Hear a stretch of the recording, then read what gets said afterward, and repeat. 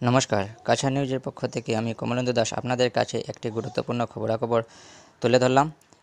বরাকের বাঙালিদের খিলঞ্জিয়া ঘোষণায় আপত্তি কেন হেমন্তের? বরাকের বাঙালিদের খিলঞ্জিয়া ঘোষণায় আপত্তি কেন হেমন্তের? প্রশ্ন সুস্মিতার। রিট পিটিশনের হুমকি। হেমন্ত বিশ্ব শর্মা খিলঞ্জিয়া হলে সুস্মিতা দেব খিলঞ্জিয়া। এইভাবেই মুখ্যমন্ত্রীর দিকে নতুন চ্যালেঞ্জ ছড়িয়ে দিলেন তৃণমূল কংগ্রেস সাংসদ সুস্মিতা দেব। হিন্দু কিংবা মুসলমান, বরাকের বাঙালিরাও আসামের খিলঞ্জিয়া বা ভূমিপুত্র, এই দাবি করে শিলচর আসনের ভোটের মুখে বিজেপিকে চাপে ফেলার চেষ্টা করলেন তৃণমূল সাংসদ সুস্মিতা দেব। হিমন্ত বিশ্ব শর্মা তার দলকে বরাক বিরোধী, বাঙালি বিদ্বেষী বলে অভিযুক্ত করে তিনি বলেন, বিজেপি দল ও হিমন্ত বিশ্ব সরকার আসামের প্রতিদিন বাঙালিদের নাগরিক অধিকার হরণ করছে। বৈষম্য বাঞ্ছনার প্রধান উদাহরণ খিলঞ্জিয়ার মর্যাদা। মুখ্যমন্ত্রী তার খেয়ালখুশি মতো এক দিন এক জনগোষ্ঠীকে খিলঞ্জিয়ার মর্যাদা দিয়ে চলছে। অন্যদিকে নিয়ম বানিয়েছে, নাগাড়ে 3 পুরুষ ধরে আসামে বাস না করলে জমির পাট্টা দেওয়া হবে না।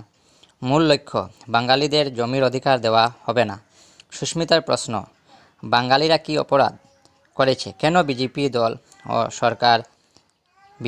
ও বিজেপি সরকার হিন্দু মুসলমান নির্বিশেষে কোনো বাঙালিকেই রাজ্যের পূর্ণ মর্যাদা দিতে রাজি নয়? তার কথা, হেমন্ত সরকার 5 মুসলিম জনগোষ্ঠীকে ভূমিপুত্র বলে ঘোষণা করে অন্যদের দিকে সন্দেহের আঙুল তুলে দিলেন। সরকারি চাকরি, জমি কেনা বেচা ইত্যাদি ক্ষেত্রে ভূমিপুত্রের অধিকারের কথা বলে বরাক উপত্যকার বাঙালিদের সঙ্গে অনুপ্রবেশকারীর মতো আচরণ করছে।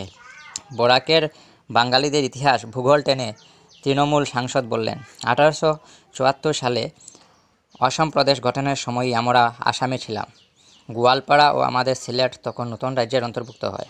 1947 সালে দেশ বিভাগ হলে সিলেটের একাংশ পাকিস্তানে চলে যায়। ভারতকে ভালোবেসে তখন সীমান্ত পেরিয়ে আমাদের অনেকেই এপারে চলে আসেন, অন্য কোনো দেশের থেকে নয়। অসমের ভেতরেই এক জায়গা থেকে অন্য জায়গায় আসি।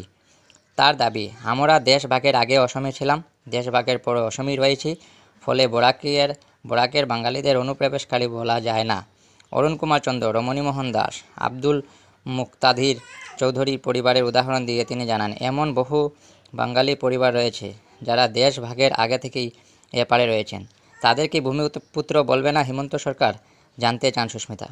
বিজেপি সরকারের কাছে ভূমিপুত্রের স্পষ্ট সংজ্ঞা দাবি করে সুস্মিতা দেব বললেন, অসমিয়া জনজাতি, আদিবাসী, চা শ্রমিক পরিবার, 5 মুসলমান জনগোষ্ঠীকে যেহেতু নানা সময়ে ভূমিপুত্র বলে ঘোষণা করা হয়েছে, বরাকের বাঙালিদেরও ভূমিপুত্র বলে ঘোষণা করতে হবে, নইলে ভোটের পরে সুপ্রিম কোর্টে রিট পিটিশন দাখিল করে বিজেপি সরকারকে আদালতে টেনে নেবেন বলে হুঁশিয়ার দেন তিনি।